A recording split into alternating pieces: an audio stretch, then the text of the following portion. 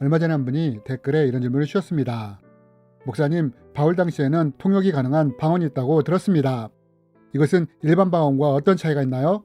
막 믿은 초신자입니다. 라며 질문을 주셨습니다. 이번 시간에는 이분의 질문을 중심으로 일반 방언과 통역이 되는 방언에는 어떤 차이가 있는지에 대해 함께 나누기 원합니다. 오래전에 한 분으로부터 이런 이야기를 들은 적이 있습니다. 이분은 하와이에 있는 선교단체인 YM에서 공부를 하고 있었답니다. 당시 여러 가지 상황이 좋지 않았고 마음도 힘들어서 기도하기 위해 기도실에 가게 되었답니다. 그런데 뒤에 앉아 기도를 하는데 한국말로 하는 기도가 들리더랍니다. 한국말 억양이 좀 독특해서 눈을 뜨고 누가 기도하나 보게 되었답니다. 그러다 이분은 깜짝 놀랐답니다. 왜냐하면 한국말로 기도하던 사람은 한국 사람이 아니라 한국말에 대해 전혀 몰랐던 미국 분이셨기 때문입니다.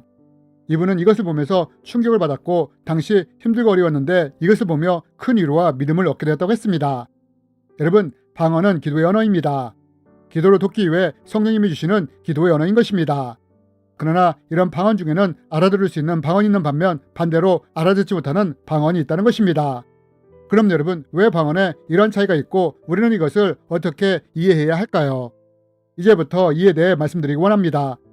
여러분, 우리가 일반적으로 하는 알아들을 수 없는 방언은 신앙용어로 대신방언이라고 부릅니다. 즉, 이 대신방언은 신이신 하나님께 하는 방언인 것입니다. 그리고 우리는 이 방언을 고린도전서를 통해 찾아볼 수 있습니다. 방언을 말하는 자는 사람에게 하지 아니하고 하나님께 하나니 이는 알아듣는 자가 없고 영으로 비밀을 말함이라. 여러분, 사도 바울이 대신방언에 대해 뭐라고 말을 합니까?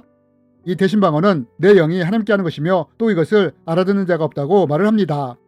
이것이 바로 대신방언의 특징 중에 하나입니다.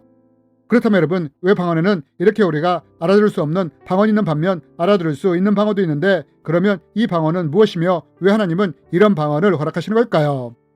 우리는 이런 방언을 대인방언이라고 부르는데 우리는 이것을 사도행전 2장을 통해 찾아볼 수 있습니다. 이 소리가 나매 큰 무리가 모여 각각 자기의 방언으로 제자들이 말하는 것을 듣고 소동하여 우리가 우리 각 사람이 난곳방언으로 듣게 되는 것이 어찌 됨이냐, 우리가 다 우리의 각 언어로 하나님의 큰일을 말함을 듣는도다 하고. 여러분, 우리가 이 말씀을 통해 알 수 있는 것이 무엇입니까?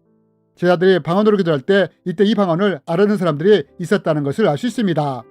제자들은 자신들이 하는 방언이 무엇인지 알아듣지 못했지만 외국에서 오순절을 지키러 온 사람들이 이 방언을 알아들었다는 것입니다.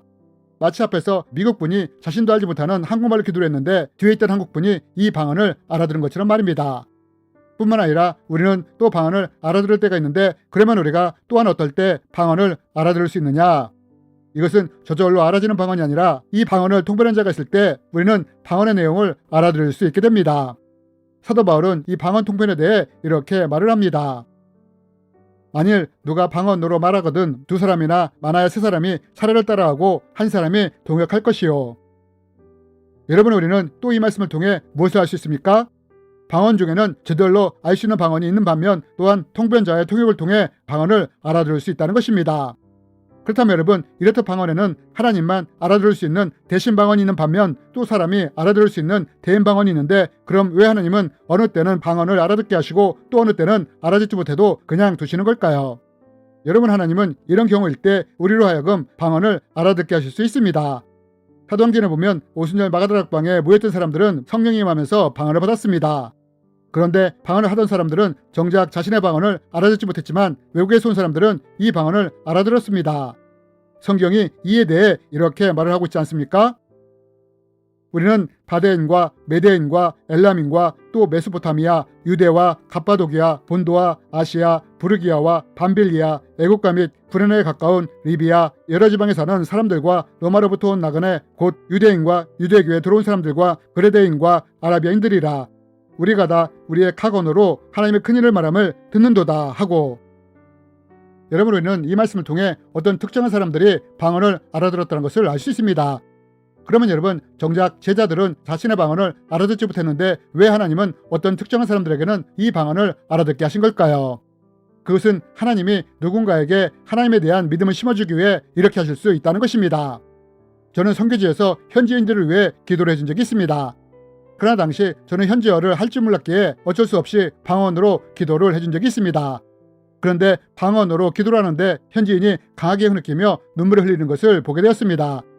저는 왜 기도 중에 이분이 이렇게 우는지 궁금해졌고 기도 후에 통역을 통해 왜 우느냐고 묻게 되었습니다. 그러자 그분이 뭐라고 말을 했느냐. 기도 중에 하나님이 자기를 향해 딸아 내가 너를 사랑한단다 라는 말을 듣게 되었고 이때 자신도 모르게 눈물이 났다고 했습니다.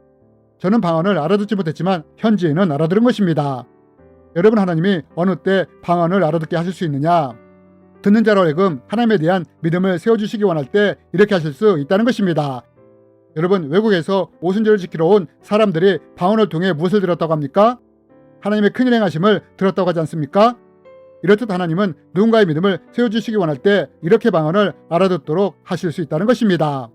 하와이에서 공부를 하던 그분도 미국인이 한국말로 기도하는 것을 들으면서 하나님에 대한 믿음과 위로가 강하게 임했다고 했습니다.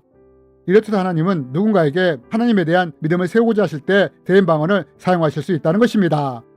그렇다면 여러분, 또 우리는 방언 통변을 통해 방언을 알아들을 수 있는데 하나님은 어떤 목적으로 이 방언을 사용하실까요? 우리는 이것을 고린도전서 14장을 통해 알 수 있습니다. 방언을 말하는 자는 자기의 덕을 세우고 예언하는 자는 교회의 덕을 세우나니 나는 너희가 다 방언을 말하기 원하나 특별히 예언하기를 원하노라. 만일 방언을 말하는 자가 통역하여 교회의 덕을 세우지 아니하면 예언하는 자만 못하니라. 여러분, 사도 바울은 예언과 방언 통변의 목적이 무엇에 있다고 말을 합니까? 이것의 목적은 교회의 덕을 세우는 것이라고 말을 합니다. 일반 방언이 자기의 덕을 세우는 것이라면 예언과 통역 방언은 교회의 덕을 세우기 위한 것이라고 말을 한다는 것입니다. 여러분, 우리는 이것을 통해 저절로 알아듣게 되는 방언은 그 사람의 믿음을 세우기 위한 것이라면 통역 방언은 교회의 덕을 세우기 위한 방언인 것을 알 수 있습니다.